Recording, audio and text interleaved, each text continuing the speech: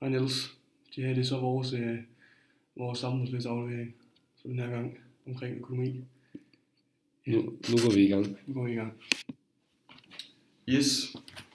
Først skal vi kigge lidt på det økonomiske kredsløb omkring pengestrømmene, og pengestrømmene bliver så symboliseret i vores pile her, som er den vej pengene de går. Starter vi i virksomhederne, så virksomhederne de producerer en eller anden vare, som de sælger.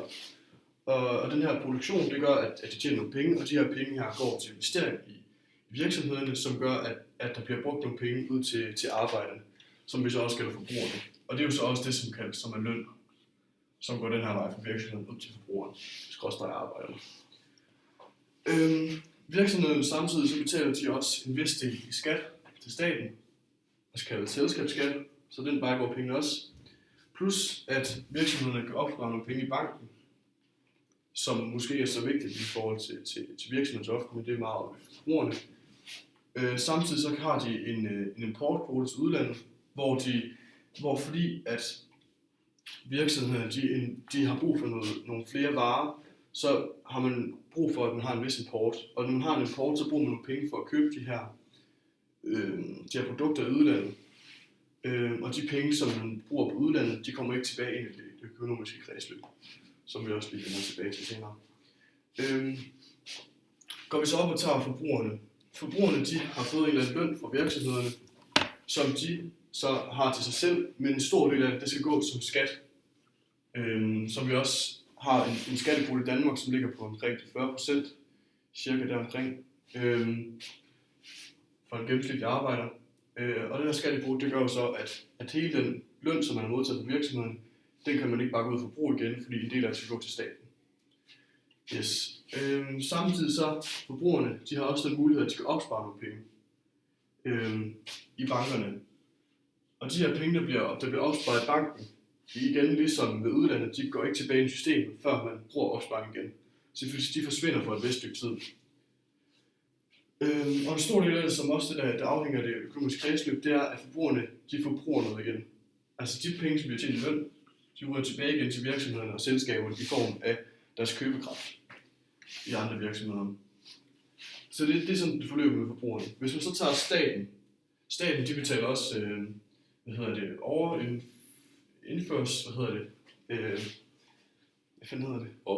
overførselsindkomster til forbrugerne. Samtidig så kan de også betale noget til virksomhederne i forhold til, at de skal investere, og eventuelt køb af virksomheder kunne de også lave. Det er lige statens rolle lige nu. Banken, de har også den mulighed, at de kan låne penge ud til forbrugeren. Hvis forbrugeren har brug for et stort lån, f.eks. hvis vi skal købe hus, så er banken der til at hjælpe med det. Og virksomhederne, der kan bankerne også give et lån til, hvis de har lyst til at lave en stor investering i et eller andet. Så der går penge den her vej. Ja. Og så har vi en lidt udenforliggende faktor, som er udlandet, hvor virksomheden de også har en eksport til udlandet, og den eksport fra udlandet til udlandet, det gør, at udlandet må bruge nogle penge på de danske varer, og derfor ryger penge tilbage igen, så bliver det tilført ind i systemet. Yes. Det er sådan meget godt det økonomiske kredsløb. Vi går nu i gang med at forklare multiplikatoreffekten, som den her effekt, der gør, at de penge, der bliver sendt ud i systemet, de stiger og bliver mere, end det var til at starte med. Det er et sjovt effekt. Okay, vi tager eksemplet, der hedder, at en bank er rigtig gavmild, har tjent helvedes masse gode penge, og siger, okay, vi sender 100 millioner ud i samfundet til dem, der har banken. Og det siger vi tak for, og forbrugerne de betaler så en del af det til skat til staten, cirka 40%, som giver, at de kommer til at betale 40 millioner til staten, og samtidig så opsparer vi 2 millioner i bankerne til, at vi selv kan bruge senere. 1,2. Det er 2%. Vi laver det om. Ja, bare lave det om det. Hvad for det? Hvis vi bruger 2% af de 100, jamen, der er jo gået 40. Det er 80 i stedet for. Hvad? Det er de 80. De 80. Det er 60 stedet. Og det er 1,2. Mm. Okay, jeg prøver forfra. Instruktion, skal vi beholde den? Nej. Skal du ny? Nej, kom. Ny instruktion. Okay.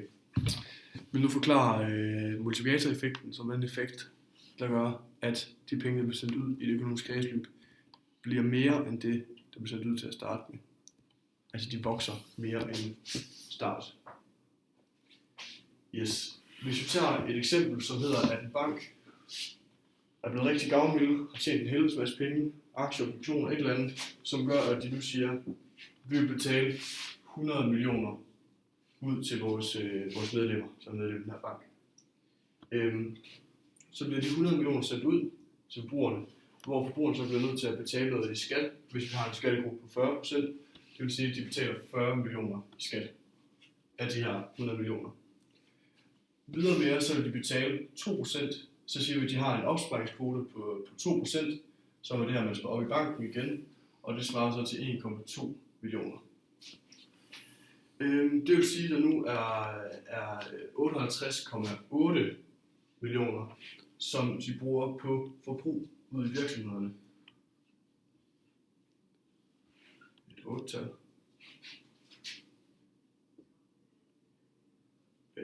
8, ja. 58,8 millioner, som bliver brugt i virksomhederne. Hvor vi streger lige, vi lader med at tage virksomhedens, selskabsskatterne med, fordi det er lidt lettere at forklare multiplikatoreffekten uden. Og det gør, at virksomhederne de nu vælger, at de vil importere fra udlandet.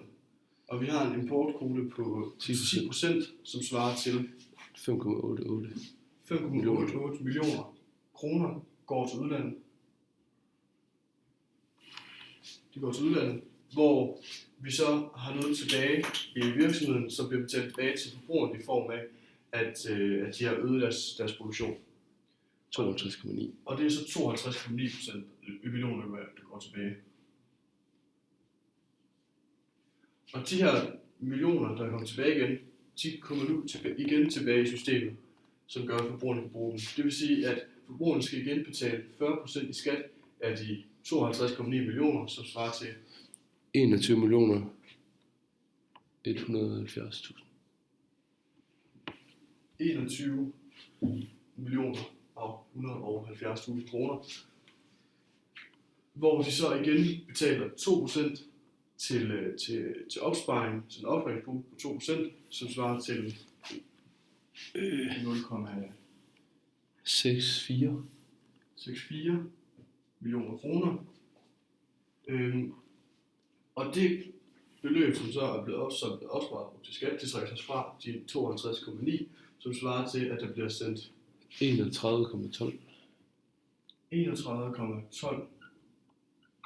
12 millioner kroner tilbage i virksomheden, som så igen går en del af til udlandet, 10%, 3,11 millioner går til udlandet import, som ikke kommer tilbage i det økonomiske system, og 28,01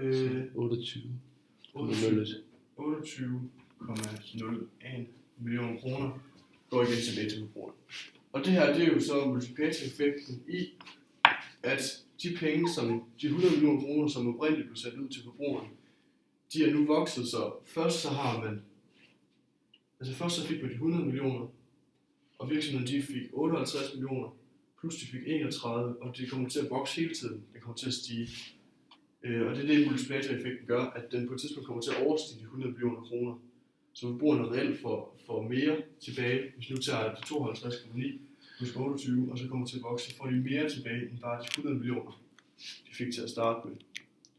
Det er det, multiplikatoreffekten handler om. Og det, som det her det gør i sidste ende, det er, at multiplikatoreffekten kommer til at ligge på 2,12, som gør, at de her 100 millioner kroner bliver i stedet for til 212 millioner kroner, i stedet for bare de oprindelige 100. Så det er altså en multiplikatoreffekt på 2,12. Okay, vi tager nu et tænkt eksempel, som hedder, at staten de vil betale entreprenører for at lave en ny Storebæltsbro. Og det betyder, det er, at staten de smider en helvedes masse penge ud i virksomhederne, som blev simuleret i pilen her, som gør, at virksomhederne de øger deres produktion, og det gør det nu muligt, at de for første gang så kommer til at bruge lidt importen her ud til udlandet, fordi de er nødt til at have nogle visse ressourcer derfra, så går en vis penge til at kunne indføre for eksempel betonmaterialer og sådan noget, som der ikke måske alt sammen kan laves i Danmark. Samtidig så stiger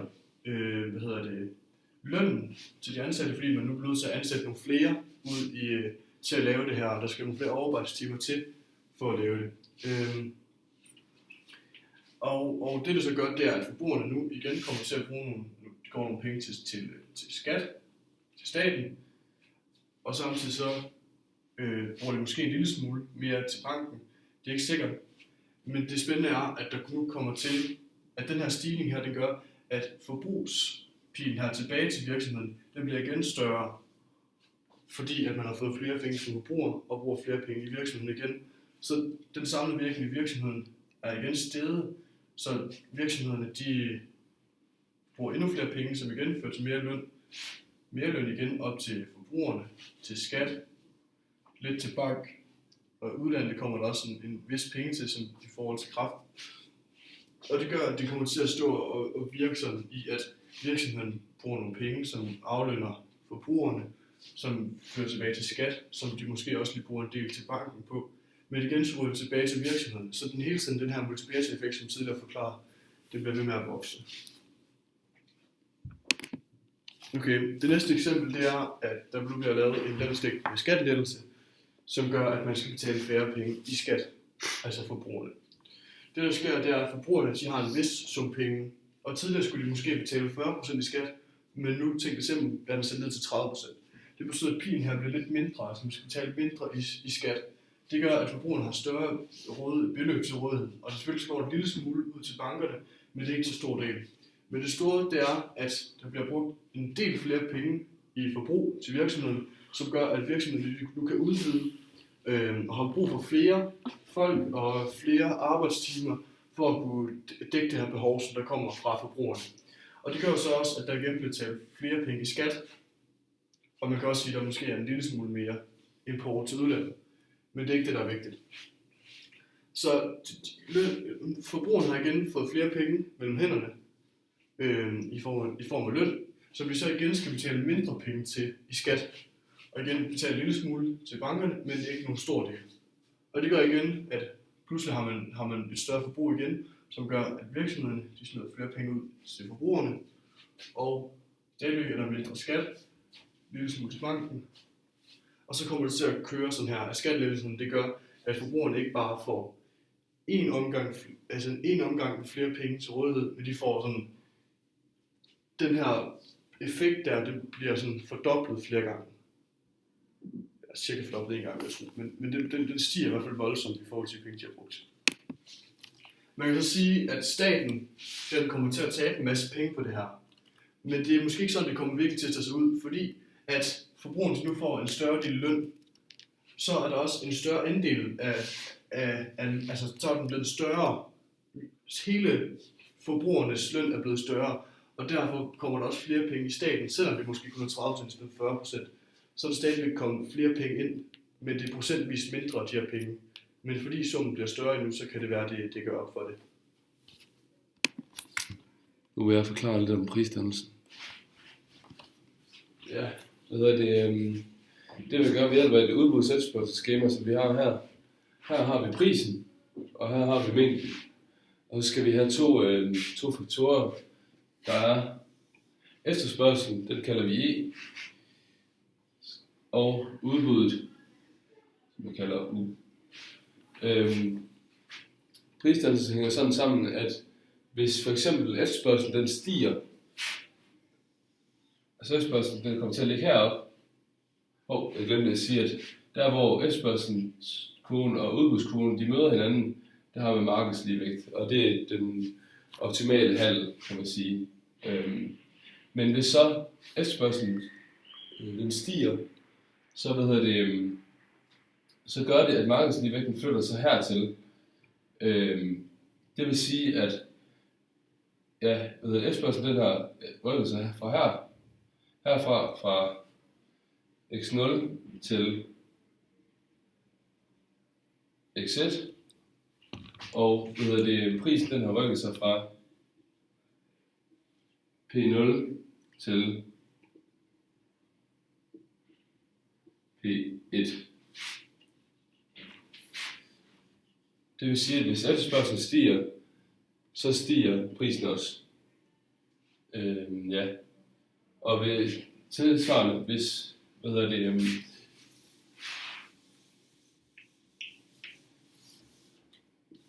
hvis efterspørgselen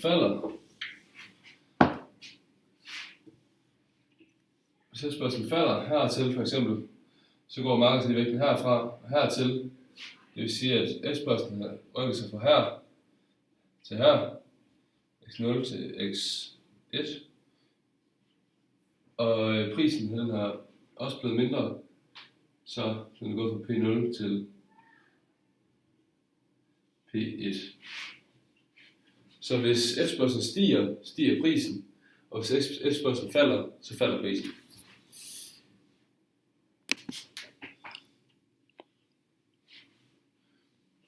Udbud. Nu vil jeg vise, hvordan prisdannelsen den ændrer sig, når det er udbuddet, man rykker på. Vi har stadig vores efterspørgsel E, udbuddet U. Hvis udbuddet rykker til den her vej, det vil sige, at det stiger. Så markedsvægten går derfra.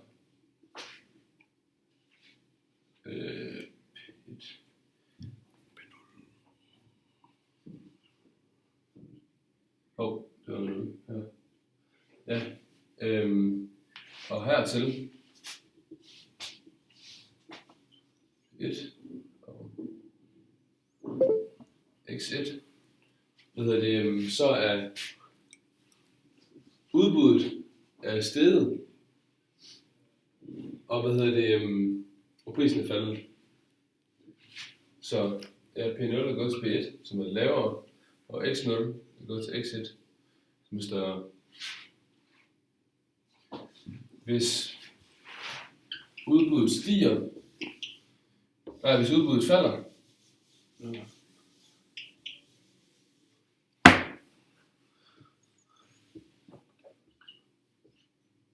så den heroppe af, så markedsvægten går herfra. Okay.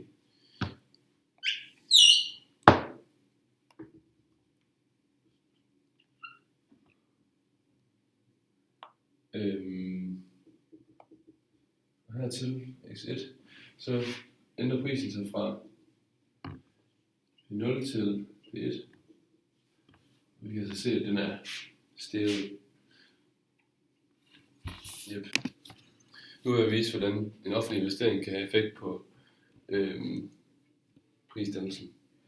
Vi har vores efterspørgselskurve og vores udbudskurve, og her har vi markedsvægten P0 og x0. Når jeg har valgt et eksempel med, at efterskolerne får et tilskud i penge, sådan at for at der kan komme flere elever på efterskole. Det vil sige, at efterskolerne nu kan tilbyde varen billigere, så den faktisk bliver, så vi laver P1 hernede, og efterspørgselen den stiger dermed også. Men det betyder ikke, at efterskolen får en lavere pris for det, fordi de har fået tilskuddet. Det vil sige, at deres pris faktisk ligger helt heroppe.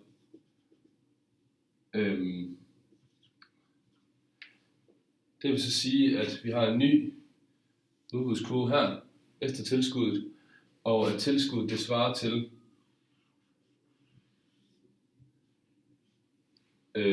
det her stykke her, som de får mere af staten.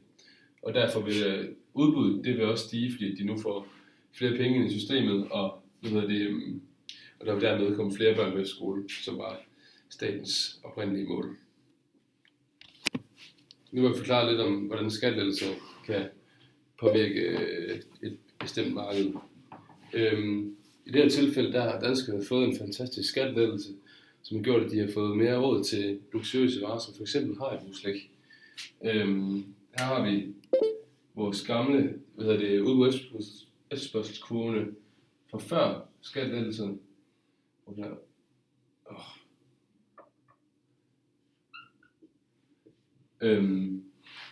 har markedsligevægten her.